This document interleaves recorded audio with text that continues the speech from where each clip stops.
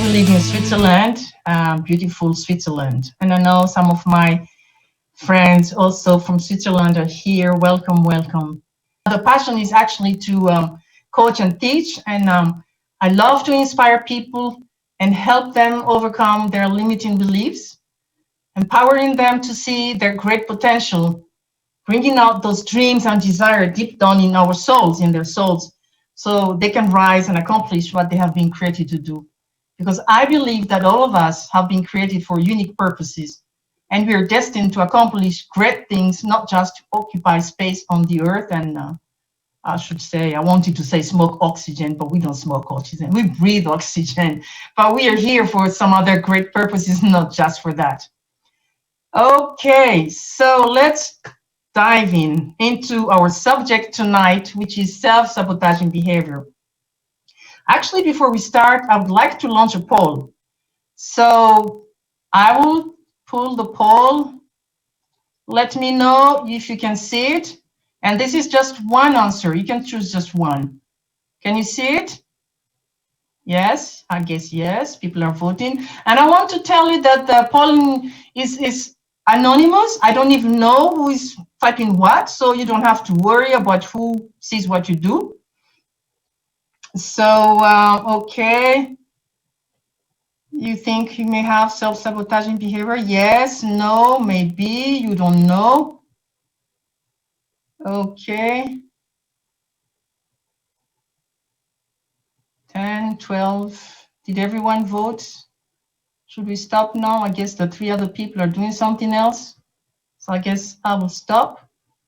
And here are the results. So 56% of you think that you may have some self-sabotaging behaviors. Others say no. Maybe you'll be surprised. Let's see. Others say 20%, 22% says maybe, and 11% say I don't know. Okay, can you see all the results? Yes? Yes, yes, nodding, yes, nodding. Thank you. Okay, so let's dive in. So behavior is said to be self-sabotaging when it creates problems and interferes with long-standing goals. The most common self-sabotaging behaviors are, and these are just examples, procrastinations, self-medication with drugs and alcohol, comfort eating. What is comfort eating? McDonald's every day, for example, junk food, and interpersonal conflict. And while these acts may seem useful and comforting at the moment, they ultimately undermine us, especially when we engage in them repeatedly. So me, I know personally, I tend to procrastinate the things I don't want to do because they're uncomfortable. For example, when I have to, talk to that client who doesn't seem so nice, I am like, yeah, I can do it tomorrow. Maybe I'll just send a small email and yeah, but then finally I have to face it. So even if you are aware of your self-sabotaging behaviors, there is no guarantee that that in itself will be enough to disengage from the act. Still, it is possible to overcome almost any form of self-sabotage, and people do it every day. So the question is, are you self-sabotaging? Let's find out. And I don't pretend I have, complete list of what self-sabotage is, but can you relate to any of the following? And it's self-explanatory. For example, now one is focusing on what's not working. Have you seen this type of people? Every time you talk about a situation, a problem, or you propose a solution, the first thing they say is like, yes, but. Oh, I understand that, but. So whatever goes before the but doesn't matter in the end. I know what you mean, but this problem, I know, but this person is always doing this. So that's the but people. I'm sorry, that's the but people. They tend to focus on what's not working. Or maybe, no, that's not your problem, but maybe you fear the future and worry a lot about the what ifs. What if this happens? What if I get fired? What if I don't have a job anymore? What if I get sick of COVID? What if? But did you know that 95, I think it's more, 98% of our fear never materialized? So think about when you lost your sleep, when you stressed, when you became anxious, and in the end, what happens? Nothing happened. Or maybe some of us feel like we have no value and we find it challenging to recall accomplishments. Or maybe you criticize yourself often and can't accept compliments. You know, like even like when someone compliments us on our outfit or dress, or the fact that we did a nice presentation at work, and the response automatically that comes is like, oh no, that's nothing. Oh, I love your dress. Well, actually, it was a cheap dress that I bought somewhere. You didn't have to say that. The person just say, I love your dress. Just say thank you. And actually, when you say, oh, well, actually, that's nothing. Oh, you did a nice webinar, for example. Oh, actually, no, that's nothing. Actually, it's false humility. Or maybe you tend to compare yourself to others consistently. Then you feel very bad because you don't measure up. Why do you have to compare to your colleague? Why do you have to compare to your, I don't know, your sister, your husband, your wife? Oh, some of us can chase away relationships, meaning we quickly find flaws and faults in the other person. Like we're making sure that the relationship doesn't work, actually. We make sure that it's failing. Or this is a big one. You feel like you have no purpose in life. A purpose in life. I want to think you like really for a few seconds. Have you found your purpose in life? What am I here on earth to accomplish? Am I just going to work and then coming back? Or no, we don't go to work, we telework, we don't even go out. We eat, we sleep, we work, and maybe we get married, have kids, and then we just wait until that day everything is finished. I really believe that all of us have that dreams inside, that we have been created for something unique, for something meaningful, to make an impact on this earth and for the people around us. You've been created actually for someone. You just don't know who. You've been created to make an impact in somebody's life, maybe to give some hope, maybe to help in any other way, maybe financially, maybe just to encourage people when they're down. Some people are, made to work as doctors in hospital, because I know some doctors are here. And that's how you find your fulfillment in life, because I know I've been created for something that I love to do and that I can do really well. So let's look at some symptoms and habits of self-destruction. And this is under the umbrella of self-sabotage. So self-destructive symptoms can be signs that we are trying to self-sabotage our lives. So I'm going to give you some examples. Of course, not an exhaustive list, but here they are. And maybe you can relate to some of them, maybe not. Failing to take action. I know I should, I don't know, maybe you have in your heart that you should do some training for your professional work or some other things besides your job, but it's like we have all these excuses for not doing what we have to do.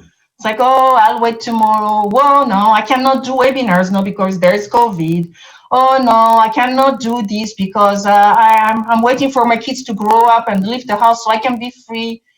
Or maybe you're not like that, but maybe you have a negative, pessimistic, or self-defeating mindset. And every time you have to do something, especially when it's significant or big, I know I'm going to fail. I know this is what's going to happen because that's what's happened to me before. Or maybe something simpler, but as destructive as overeating and undereating. I don't pay attention to what I eat because I just want to feel comfortable. So I indulge myself in comfort food, maybe for some competence. Yeah, I'm not intelligent. I'm not capable. And ladies, listen, women are more likely to do this than men. Did you know that if men apply for jobs, if they feel that their qualification is 50% of the job profile, they will apply. And us women, unless it's 90%, I'm not going to apply. I'm missing 10%. So maybe it's a lack of self-confidence, or should I say maybe men are arrogant? Maybe not. That's not nice to say. But yeah, women are, I guess, maybe we are perfectionists. Maybe we need more self-confidence. And the next one is self-harm, which is really bad. Abuse, drug and alcohol abuse. Or maybe self-pity. Oh, poor me, victim mentality. I cannot save myself. Oh, look how people do to me, how people treat me. I'm always a victim. But if you cannot both have a victim and a victor mentality, they don't live on the same block. No. So you can choose whether you can be a victor, because I believe that you have all the resources in you to overcome whatever challenges that you face, or we can stay in self-pity as a victim mentality, waiting for a rescuer, but nobody can rescue us but ourselves. It has to start with us. Or alienating yourself from others. I isolate myself. I go into my cave when I have problems. I don't want to see people. Hiding, but that's not going to help, and it's harmful for our life. Or refusing help. Oh, I can handle it myself. Self-sufficient people. And I have to do my mea culpa here, because I'm kind of like that. I would try to do everything I can, and then when I can't anymore, after I spend many days struggling with that Excel formula, before I ask for help. And you know what? The natural tendency of people is to help. Just ask. And what can be the worst thing that happened? They say no. And so what?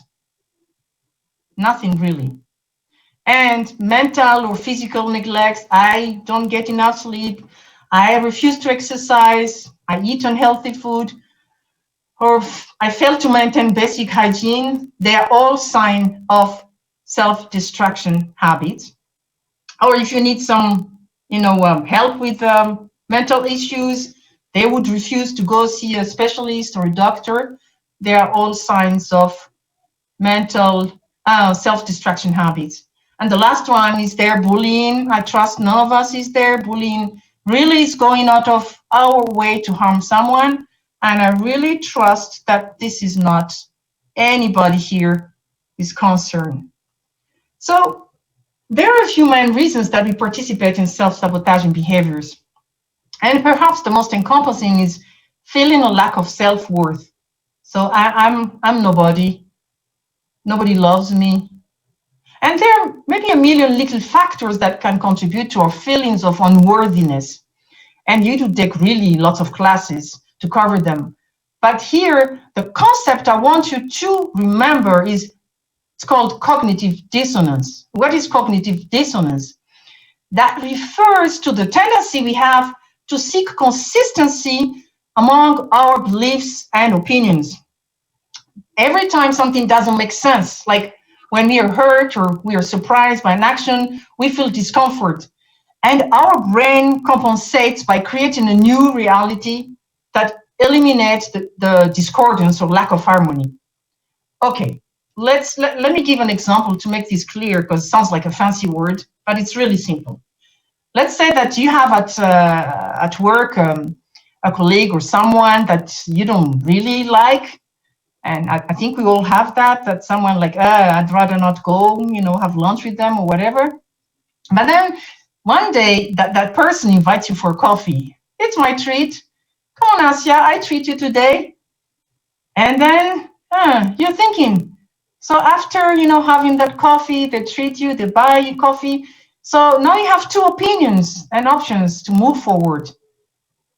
First, you change your opinion on them and you think, well, actually, maybe they're kind of cool. Maybe I was wrong.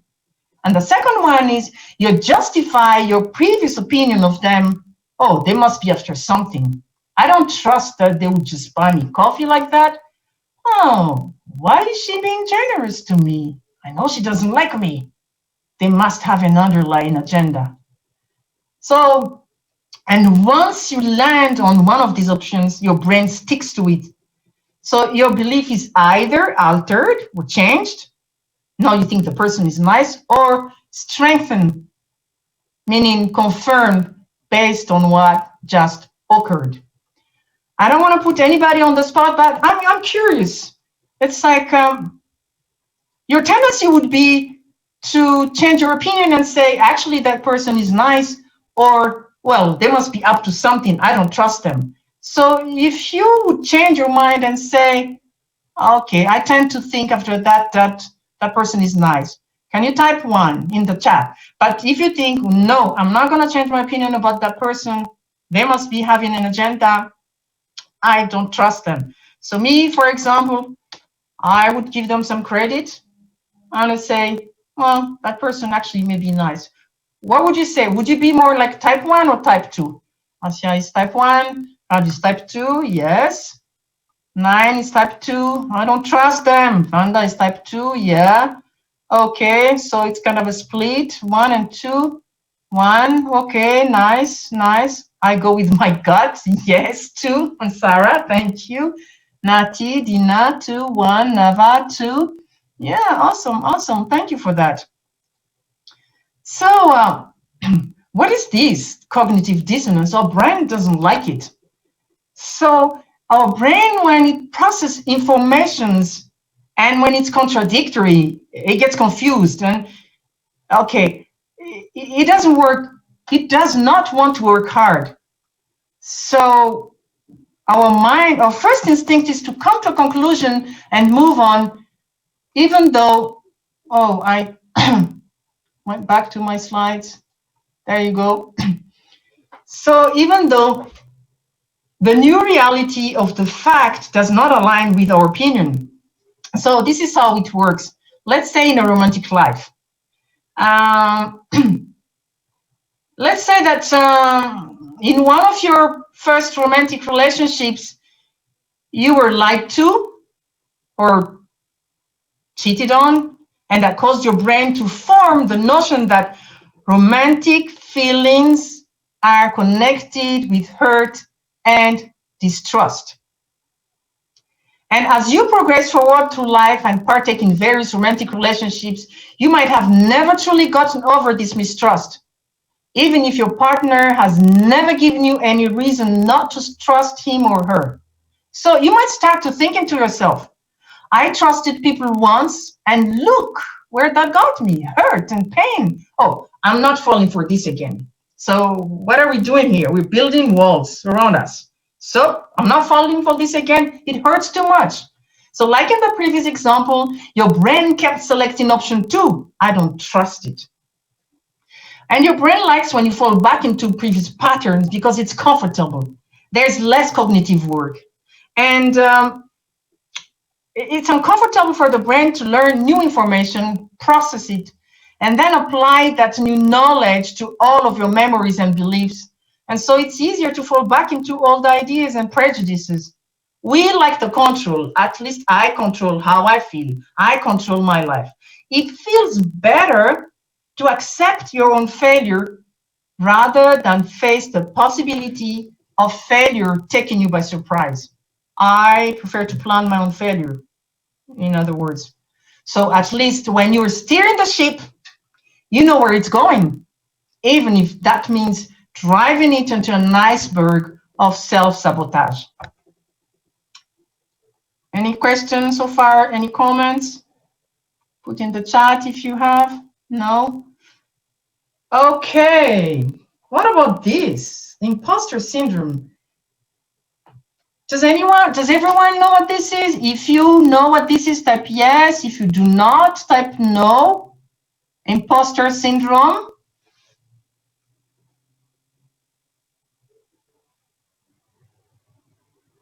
No, no, yes, no. Some people know. Okay, many people know. Some people yes. Okay. Okay. What is this? The higher up you rise in life, the farther you have to fall. The fear of ultimately failing is another reason that we partake in self-sabotage. What is an imposter syndrome? I have a coach, and he told us a story. He used to coach like wealthy, influential, high level people like CFOs of big companies, CEOs.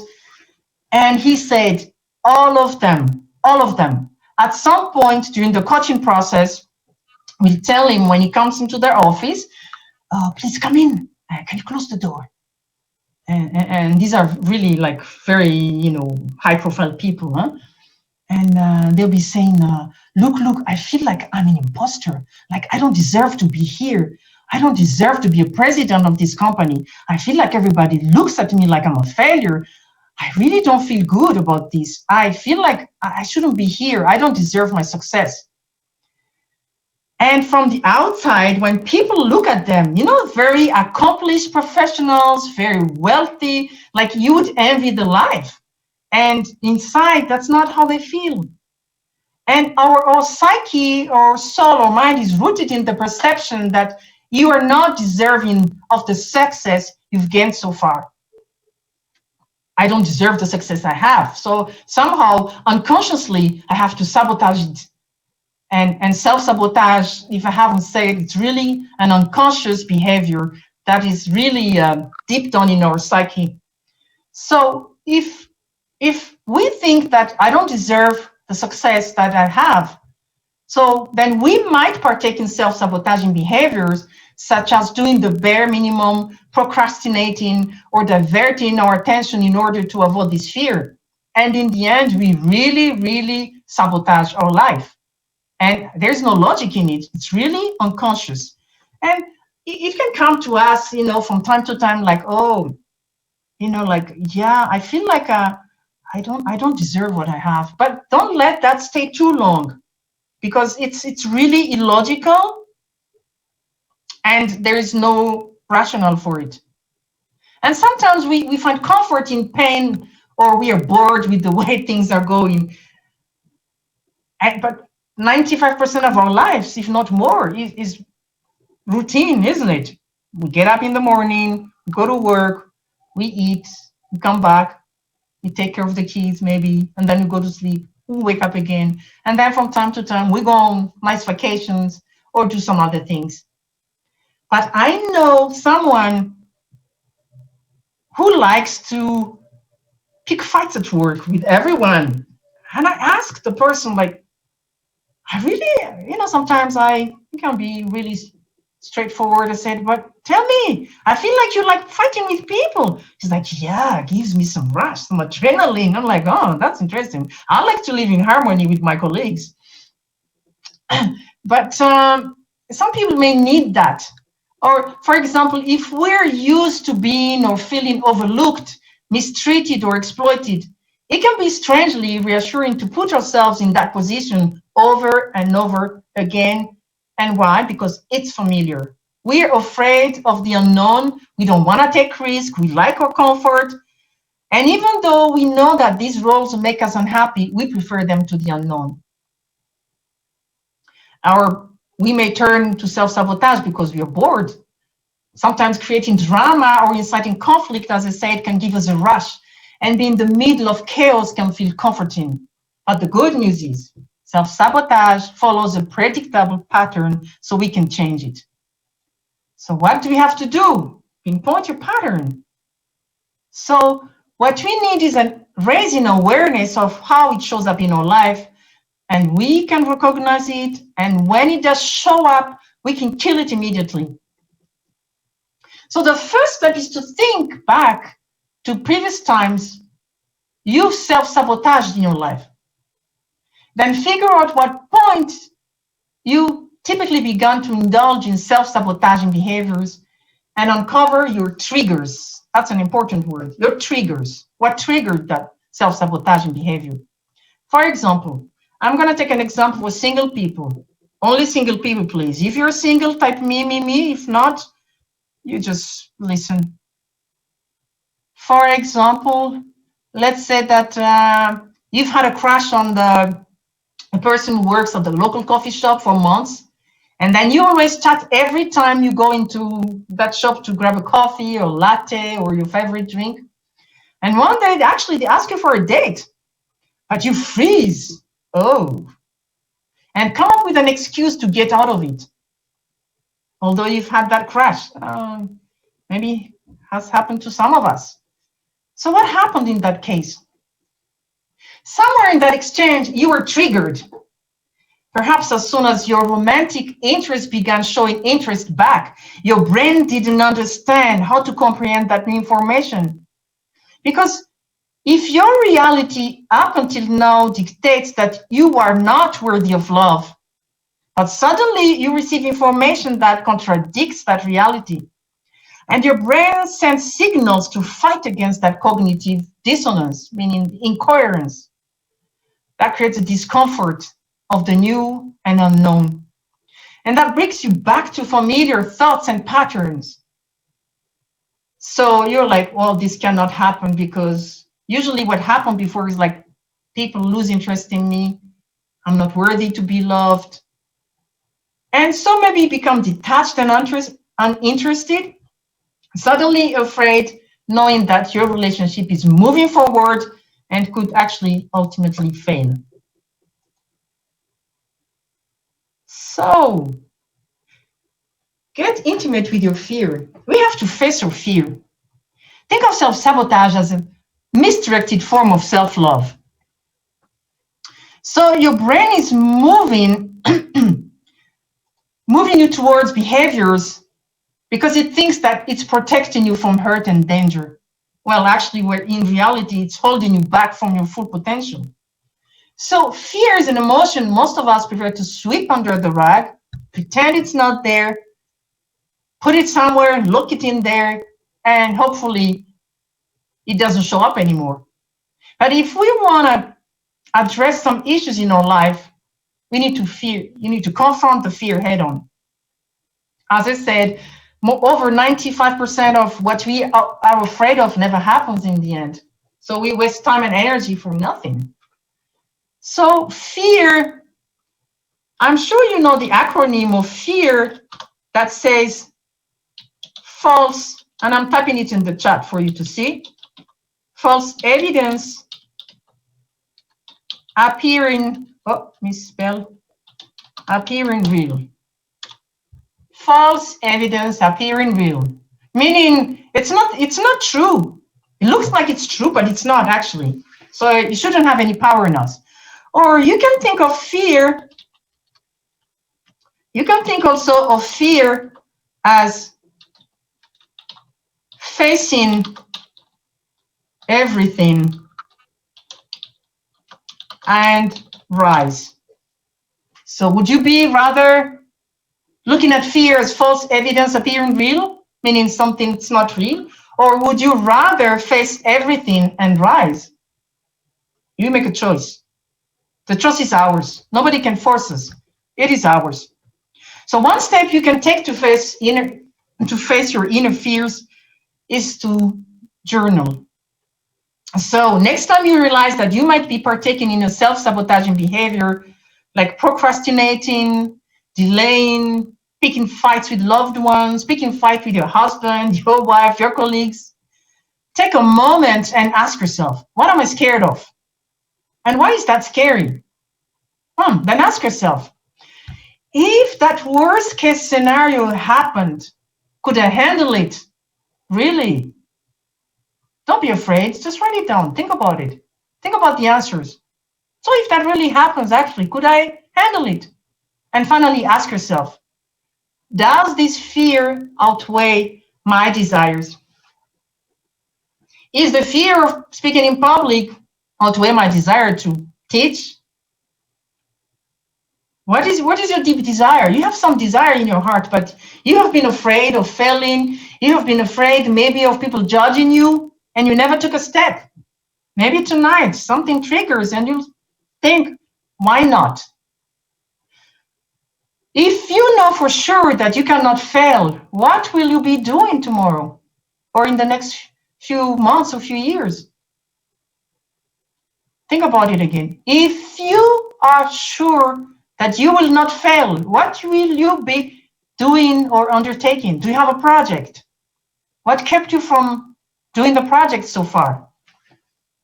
And so once you've taken these steps and actually taken time to consider the situation head on, the fear inside of you loses its power little by little. And so when you repeat this activity as needed in order to train your brain, you can ease out of that fears that can keep you paralyzed. So facing and embracing. So comforting our fears means we face discomfort, we take risks, and sometimes the truth we can uncover can be really ugly, and we don't want to see it. No, maybe don't.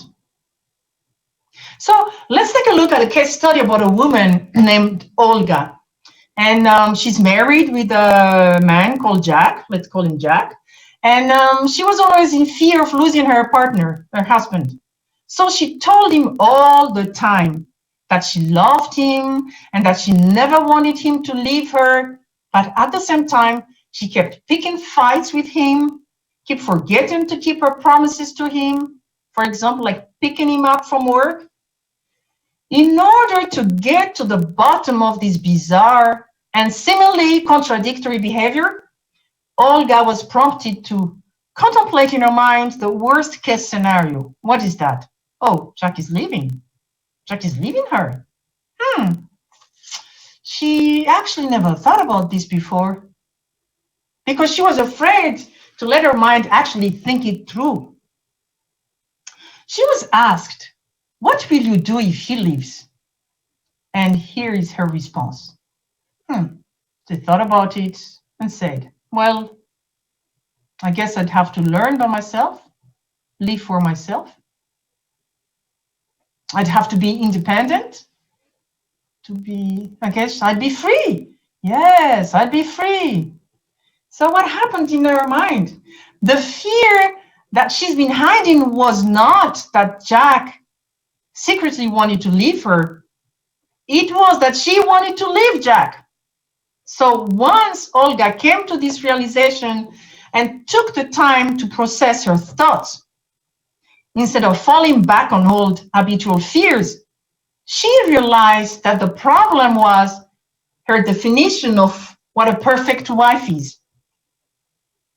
For her, the perfect wife meant someone who's very submissive, someone who is like an appendage to her husband, which means hyper focusing on his needs to the detriment of her own self-concern and well-being.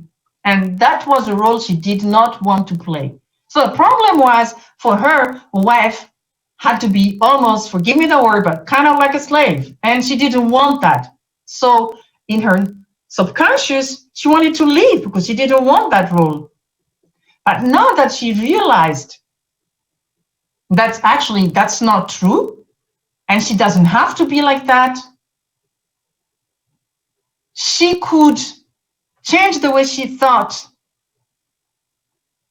to move past her stereotypes of marriage and recognize that her role as a wife didn't have to match up with that ideas that she had in her mind. So then she was free to forge her own course and have a better, happier relationship with her husband. Now, if you don't mind, I would like to take time to do our poll number 2.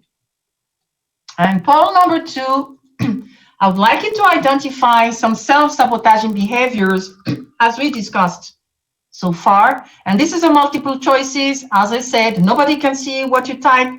So please feel free to just put in really what you think relates to you. Nobody can see. Or you can say, well, I don't have any issues, huh? Well, that's also possible. Or maybe it's others, none of the things I put in there. So let's see, I'll give you some more time. Okay. Okay. So, okay. Nobody's voting anymore. No, somebody's still voting. Little more patience, Patricia. Yes. I think it's done. No, it's not. I thought 4 people took a break. Let me just take a sip of water myself. Okay, I think 3 people just no. I'm sorry. No, 2 people are missing in action. I think we're finished. Interesting, interesting. I'm gonna stop the polling. I'm gonna share the results with you. Can you see the results? Type yes if you can. Yeah, okay, yes, thank you, thank you. So let's see, very interesting. 52% of us, and I say of us, have a negative, pessimistic, or self-defeating mindset. The next one is fear. Okay, so we may fear what people may say. How am I going to be judged? What will happen to my future? What will happen to my job, my relationships? Okay, what's the next one? Is refusing help. I'm self-sufficient. Leave me alone. Leave me alone. I'm fine. I want to just stay by myself. Yeah. Lack of self-worth and overeating are other issues. Other, we don't know what they are, but others. Okay, so nobody says I don't have any issues. So all of us have issues. Thank you for being frank and honest. It will help yourself to acknowledge, to identify these self-behaviors, self-sabotaging behaviors, so we can take some new steps and recommit to new healthy goals every day. So, okay, we've seen what are the problems. Okay, now let's see what tips and techniques we can use in our lives so we can get over these problems and improve our lives. Setting new goals, but small goals. Setting small goals will make you feel more accomplished and in control of your life. You know, soon the end will be finished and we come into New Year. And I know when I lived in the US, this is something really big over there. I don't know if here it's also the same, but the New Year resolution. Remember the New Year resolution? Oh, 1st of January. Oh, yes, I have a big resolution. I am going to exercise every day. Okay, I will do my bike. Then I'll run outside. I'll do some push-ups and some sit-ups. Yeah, and then I will be really in good shape in 3 months. So, that's fine. And then we just have fiesta for the New Year Eve and New Year because that's normal. I will start tomorrow. Promise, I'll start tomorrow.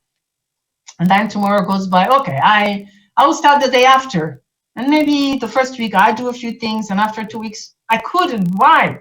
I couldn't keep up. I gave up because my goals were too big. My goals were too big. Instead of saying I'm going to work out every day for 1 hour, I could say, well, let me try to do some biking twice a week for 15 minutes. So small goals really help us to feel better about ourselves because we can accomplish them.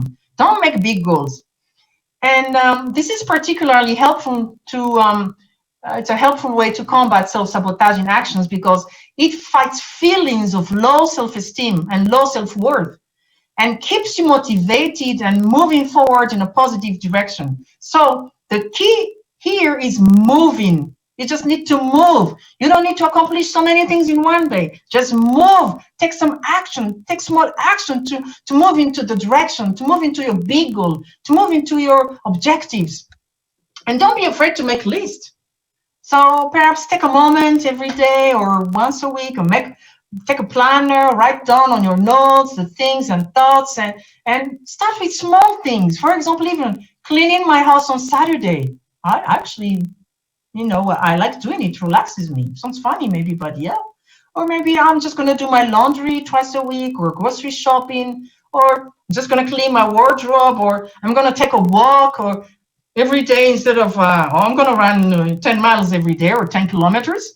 I'm just going to walk for half an hour every day, or maybe 2-3 times a week. Crossing something off of your to-do list is fulfilling in its own weird little way. Promise you. And also, don't fall into the mental trap or harmful assumptions.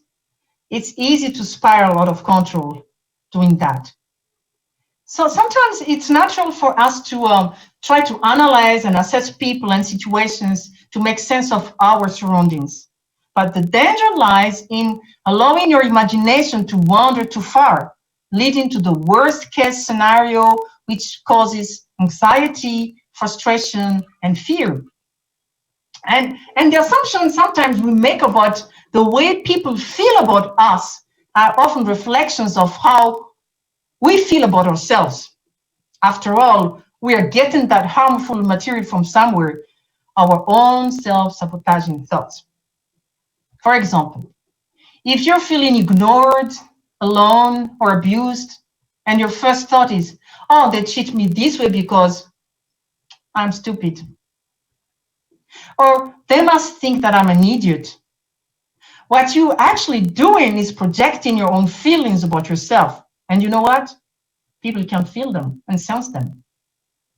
Remember when you like when especially the kids can be mean sometimes, like when they mistreat, like bully a child in school, they pick on this just this one child and say stupid, stupid, stupid.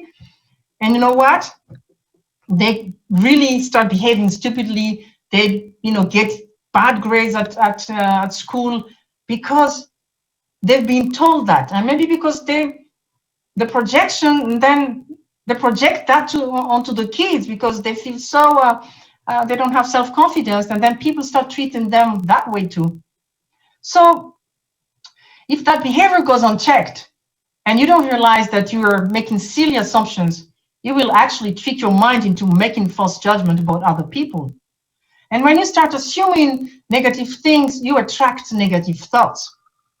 And to fix this pattern, try to cut yourself when you have some negative thoughts, then distract yourself with something else that you enjoy. And please hear this.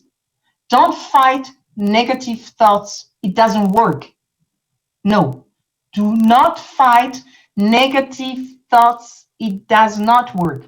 Replace them with positive ones. For example, if I tell you now, don't think about a pink elephant, what happened in your mind? You saw a pink elephant, right? If I don't want you to think about a pink elephant, I want you to think about a white panda. So I say, think about a white panda. Okay, so you see a white panda in your brain, in your vision. So negative thoughts, there's no use fighting them. You have to replace them with some positive thoughts. So you have to find your own positive thoughts, develop them, rehearse them, and don't fight your negative thoughts. One small, easy thing to do less. That's better. Keep your days simple and meaningful. Don't let yourself get overwhelmed with all sorts of things. You have to make your priority, and don't waste time on things that don't really matter. Sometimes you have to learn to say no, and I'm struggling with this sometimes because you want to be nice to people, you want to please them, and then you say yes, yes, and in the end you get overwhelmed, you get stressed, and then you don't have time for yourself, and people don't know because you said yes all the time. So start saying no. If you cannot handle, say no. And maybe delegate some, duties to some other people around you. And take time for yourself to do the things you enjoy. Do you like cooking? Make sure to set some times aside every week to make a nice meal. And don't worry about the calorie. Just treat yourself nice. Or maybe you love spending time in the nature. Go for a walk. You like to, spend time with animals. Maybe you go walk your dog in the, I know I live in a area where we have lots of trees and a little forest and park. I see people with dogs every day. They seem to enjoy it. I think dogs have lots of work, so no, I wouldn't, but yeah. So doing things that we are passionate about will keep your stress levels down. Doing things that you are passionate about will keep your level of stress down and allow you to focus more on your own goals and motivations. So please do less, enjoy yourself more, delegate, and do something that you're passionate about. And get an accountability partner. If you, yeah, this sounds like a stereotype, but if drinking is your problem, stop hanging out with the friends in the bars. We have to put some boundaries around us. And so hang out with the people that who want to change their lives like you, to create some, healthy habits.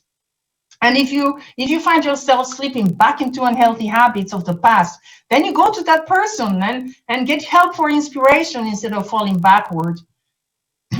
So I like this quote: life will bring you pain all by itself. Your responsibility is to create joy. You are responsible for creating joy in your life. Nobody else is going to do it. It's not your husband's responsibility to make you happy. It's not your wife's responsibility to make you happy. I have good news or bad news for you. It's not your children's role to make you happy. It's your own role and responsibility. So be happy. And there will always be times when you realize that we need to let go of something painful, and maybe it's guilt or toxic relationship. But it's not easy because we've been accustomed to that type of thing. But when we get stuck in the middle of two realities, where we are right now and where we want to go, then fear can hold us back. But we can choose not to let it. And sometimes we need someone to help us, like a good friend who inspires you, a coach, a mentor, or some other person who can help you, maybe a specialist. Do more acts of self-love. Self-love, self-love, self-love, self-love. I have to love myself. Accept more love in your life. You're worthy of being loved. Remember that if you're always putting yourself in self-sabotaging situation, you're not allowing yourself to expand your worth and reach your full potential. And since you cannot control the love you receive from other people, the best place to start is with yourself, self-love. Like I said, I'm giving you some examples, like buy yourself some flowers, cook your favorite meal, sing loudly in your shower, treat yourself to some concert. Or, no, I think the concerts right now are closed, but whatever you like, walk in the nature, take a hike and pack your favorite snacks, or write poems, maybe plan a potluck dinner with your friends, or make some art. Why not? Teach a webinar. Why not? I like it. And please, my dear friends that I love very much, praise yourself. Praise yourself more, rather than waiting for others to do it for you. When you do something you're proud of, dwell on it a little. Yeah, I like that. Oh, I did well at work today. I had a nice talk with my friend.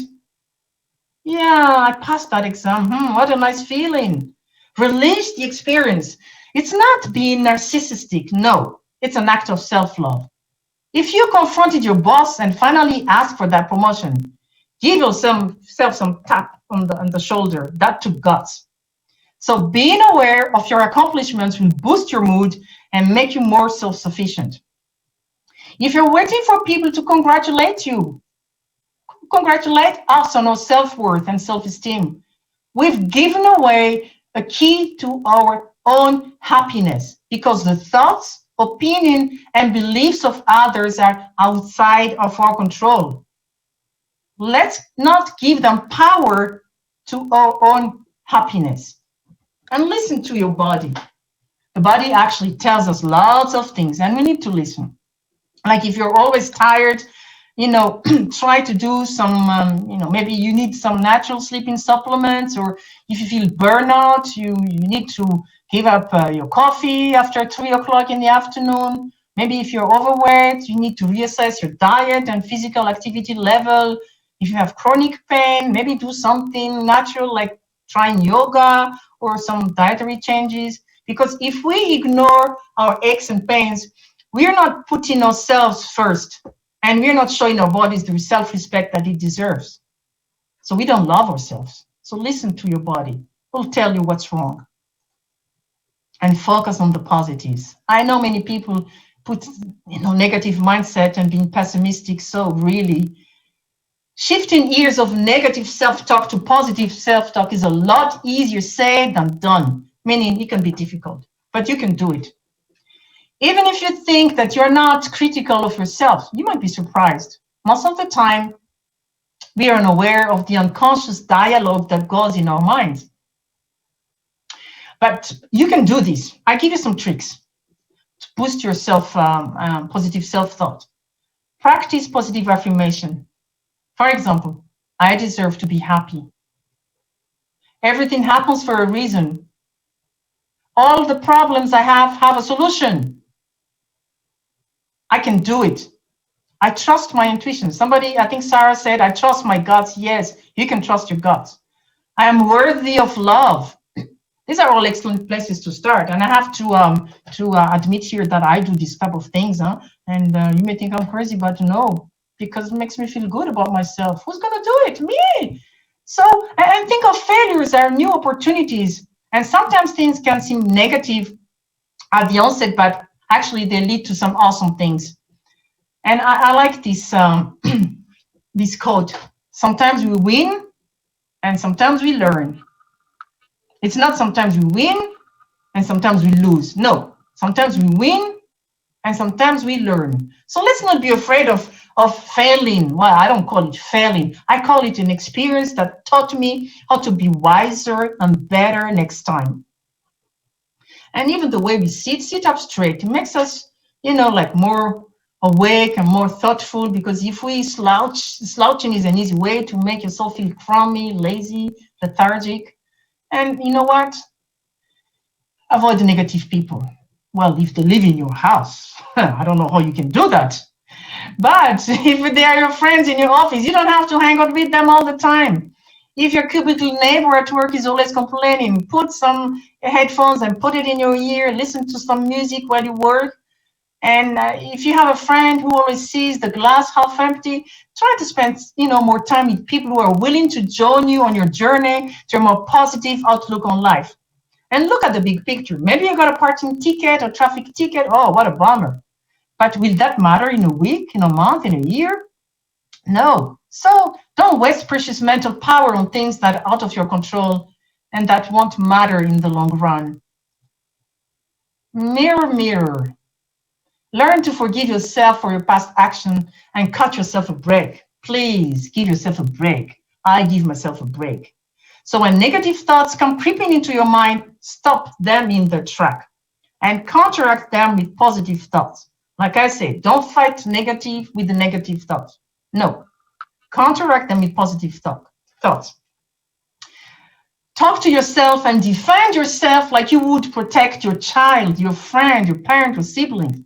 Like when people talk to you bad about your children or your best friend, your siblings, the first instinct we have is to defend them. No, they are not like that. Oh, actually, my sister is very nice. No, you're wrong. You misunderstood. You probably misunderstood. And my colleagues and my friends, oh, they're really nice people. I don't think we'll clarify that. I don't think they did that. So talk to yourself the way you would defend the people you love. So when negative, thoughts come, you do like a pep talk. You go into the mirror like this woman and you say, well, hey, oh, stop that. No more. You know that all that negative thoughts is not helping anyone here, and we cannot afford to put ourselves down right now because we've got too much going for us. We've been here before, and we know that this behavior isn't healthy. And it sounds silly, but it's very helpful, trust me. Somebody has a mic open, please. Can you check your mic? Can you check your microphone? Thank you. Sometimes all you need is to hear the right words, and if they're coming out of your mouth, it's even better. So now I would like to do a last polling. The last polling we do tonight is after this webinar. I would like to implement, and this is also multiple choices. You can choose, or you say, I don't need to change. Okay, I have to launch it before you can see it. So after this webinar, I would like to... Someone has a mic open, please. So can you see it? Yes, it's somebody's voting. I commit to new healthy goals every day.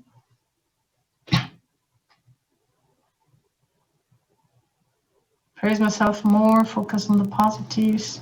Yes. Do less. Get an accountability partner. Praise myself more. Stop assuming how people feel about me. I don't need to change. No. 15, 16. Yes.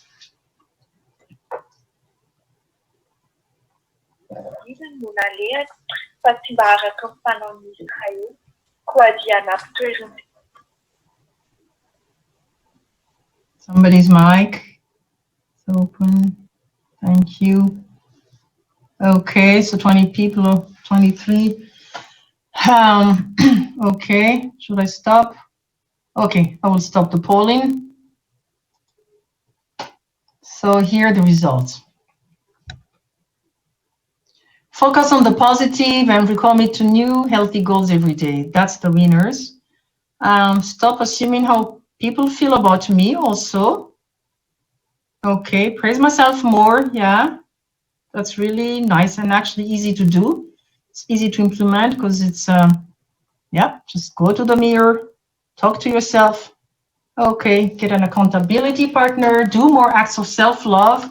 Nice. Okay, so I will stop. You've all seen it. And okay, so I think that's the end of it. I want to be respectful of the time. And thank you so much for taking the time out of your day to join me today. I hope you'll be able to walk away with some insights, with some helpful tips on how to overcome some of the self-sabotaging habits and behaviors that you may have had. I don't know, when the webinar started, you may have said that you don't have any. Maybe you didn't change your mind, or you might have, said something different now. And I want to leave you with a final thought. Make a conscious effort to be resilient and move forward with your life no matter what hurdles come your way. You are strong, you are intelligent, and even the fact that you came to attend the webinar means that you're willing to do everything you can to make an improvement in your life. And you are capable of overcoming the negative thought patterns that your mind has gotten into the habit of building. And I'm saying you, but that includes me too. We all have work to do. If you have any further questions, put them in the chat, or you can email me. You all have my email. And it's our time that is over, but our work, I said our work, your work has just begun. So if it's only one thing that we can change after the webinar, then you have not wasted your time. So again, thank you so much. You can open your mic if you have questions. If you need to leave, I understand. Or if you want to put questions in the chat, especially for French-speaking friends, I'll be happy to attend to your questions. Thank you so much, everyone.